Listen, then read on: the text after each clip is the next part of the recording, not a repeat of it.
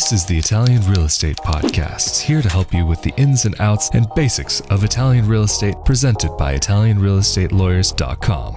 Hello and welcome to another episode of the Italian Real Estate Podcast presented by ItalianRealEstateLawyers.com, where you can find assistance through the purchasing process of property here in Italy from real estate experts like Marco Permunian, who also happens to be an Italian attorney. Hello there, Marco, and welcome back to another episode.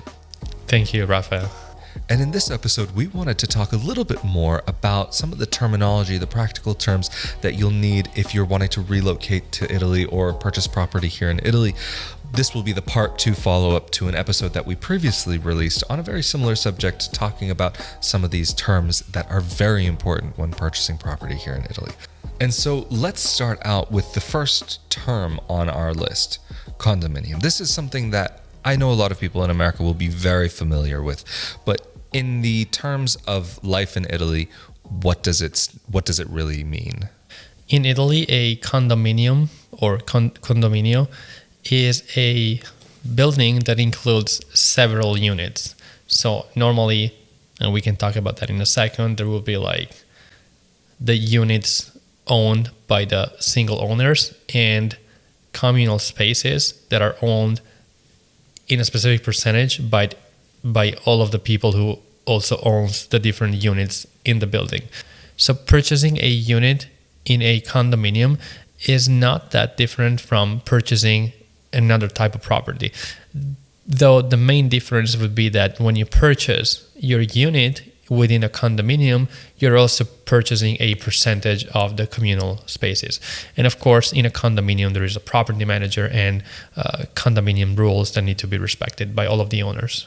So the condominium rules, I'm assuming that's just basic decency towards your neighbors and not being loud and so on. Well, those would be like general rules that apply to any property, but there would be like even more specific rules in a condominium, such as the use of the communal spaces, the ability to do renovation works to change the facade, or how the assembly works, how the owners also own the communal spaces. So in short, the Regolamento Condominiale regulates all of the things that potentially can have to do with a specific condominium as a whole, and regarding also the specific owners.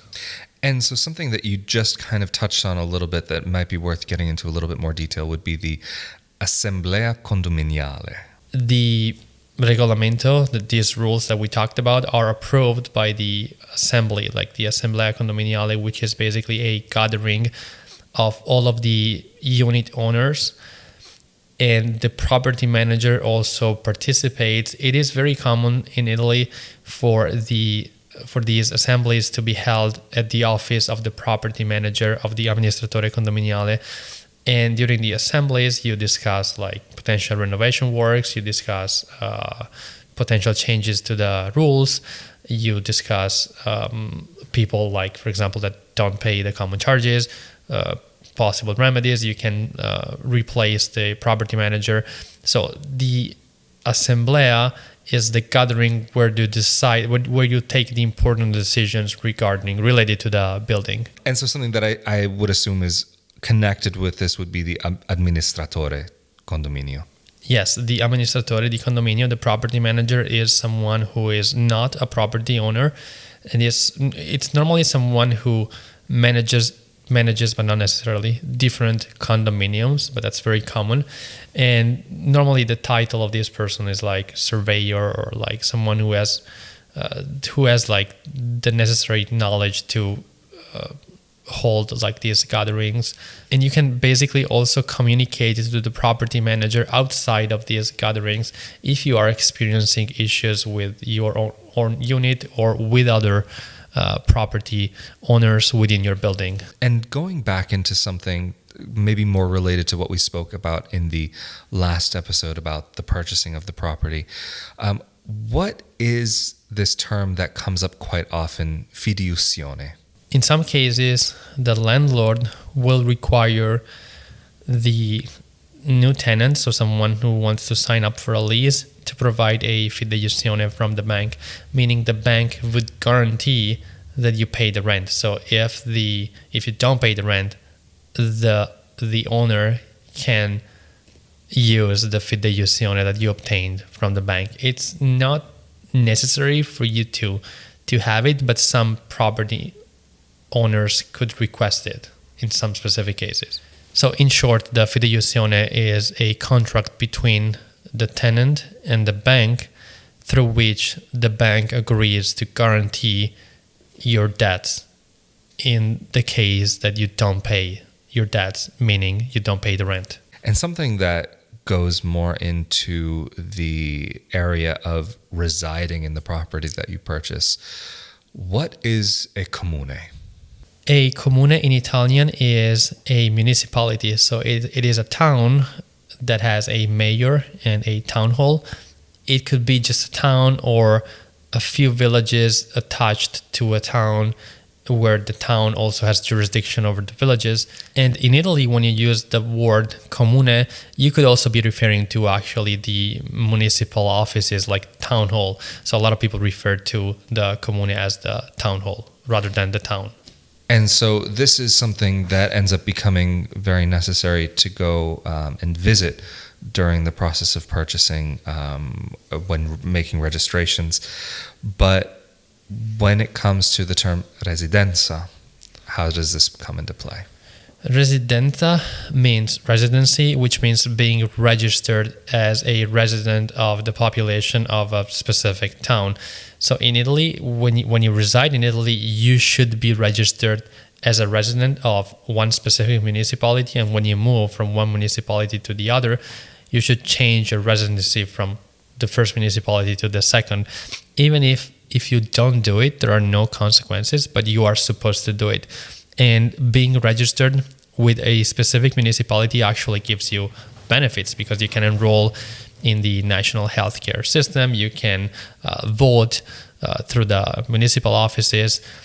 You can apply for an ID card, which you can't do if you don't reside in a specific town. So everybody who resides in Italy should be registered at a specific municipality. And another term that comes up with this is the controllo di residenza, which is something that for Americans especially can be a very strange concept. Yes. So when you register with the population of a specific municipality, the local police, the municipal police, normally shows up at your house within 45 days to verify whether you reside in the property where you declared that you were going to be residing.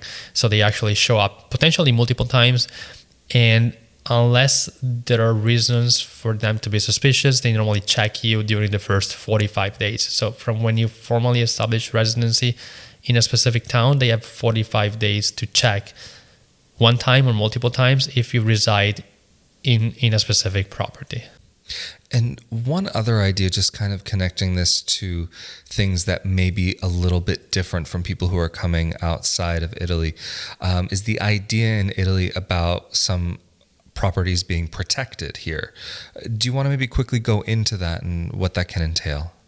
There are some types of properties in some specific areas where you cannot really make changes to the property, like to the facade, for example, or you have limited options when it comes to making changes.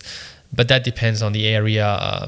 There are some certain areas where these type of properties are more common, and an area where this is not very common. And for instance, if you wanted to change, for example, the color of the facade, in some cases there would be for example, very limited options, very limited colors that you could choose from, which were determined beforehand by the local government. I think we've covered a lot of ground here today, and I think that's been quite informative to get through, especially this idea of some of these aspects which are a little bit different for those of us who are coming from outside of Italy, who are thinking about residing here in Italy and coming to live here, make a life here. So thank you very much, Marco, for all of the information, all this valuable information. Of course, if you are looking for assistance from Marco and the rest of the team at ItalianRealEstateLawyers.com, you can go to their website and contact them there. Or of course, you can leave a comment down below this video and we may be able to answer it in a future upcoming video. And if you would like to see more content about moving to Italy, life in Italy, living in Italy as an expat, or living in Italy as a dual citizen, I also make videos on my own YouTube channel, youtube.com/Rafael Di Furia. And of course, for more content about dual citizenship and other videos about Italian real estate, you can subscribe to this channel where there is a great little library of content to refer to. Of course, as always, this is Marco Permunian and I'm Rafael Di Furia, and we will see you all next time. Later. Thank you.